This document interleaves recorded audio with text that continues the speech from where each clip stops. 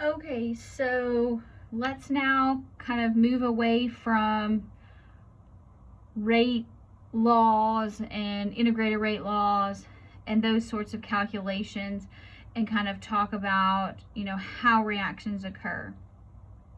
There's a wonderful table in the book that's a summary of all the rate laws. So with the order of reactions, I think this is very fantastic. Make some flashcards of it.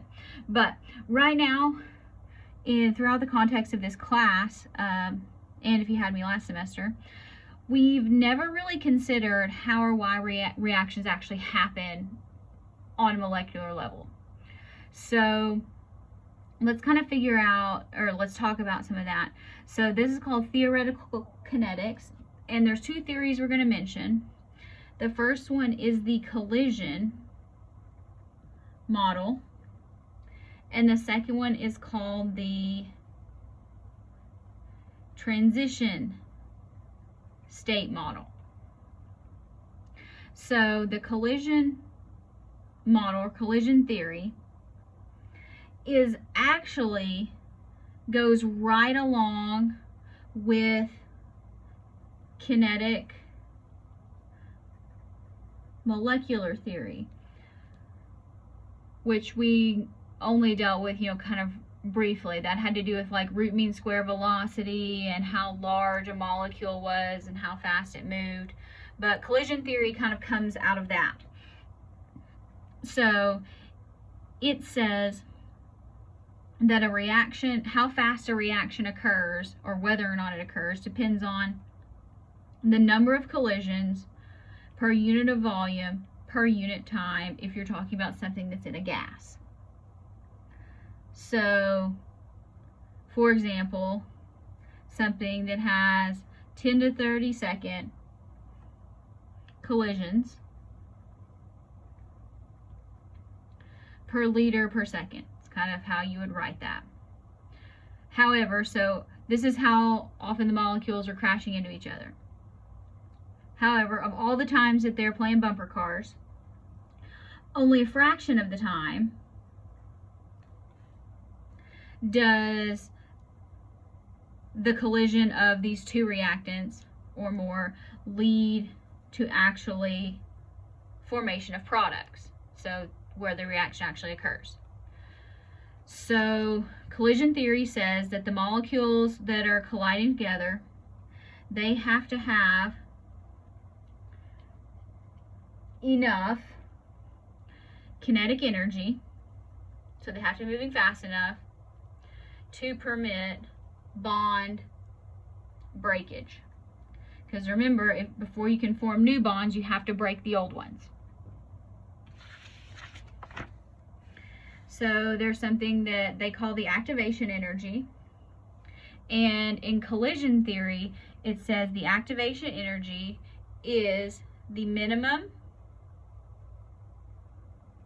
kinetic energy that's required for a reaction to occur. And so activation energy is an energy barrier.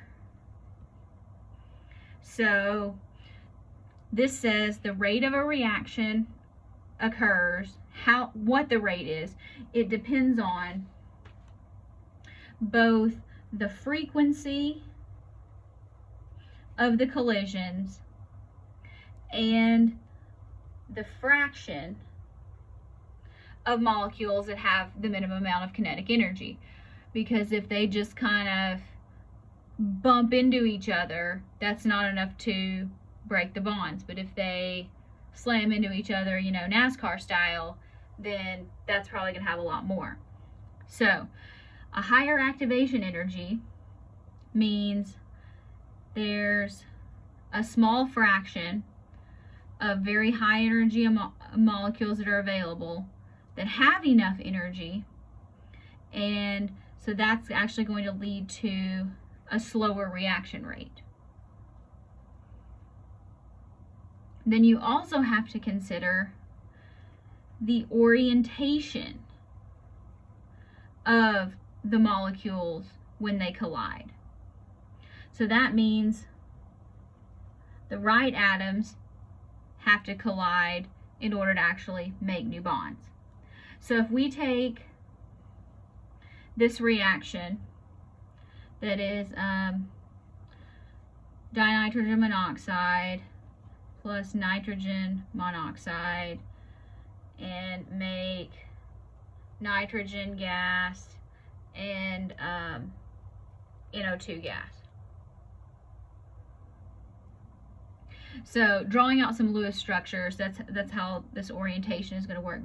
So N and O, so this is plus nitrogen monoxide there. That's going to give us nitrogen and there we go. Okay, so these have to combine in just the right way for, so when you're looking at this, do you see how this triple bonded nitrogen looks like this triple bonded nitrogen? So in order to get that, we need to pull this oxygen off of this molecule and stick it on this one, and then we get these products. So collision theory says that this nitrogen needs to collide with this nitrogen or this oxygen in such a way with enough energy to break this bond, and so it sticks on, form this new bond. So this bond needs to break and this new bond needs to form. So it's got to have enough speed to break this bond and then the right orientation to form the new one.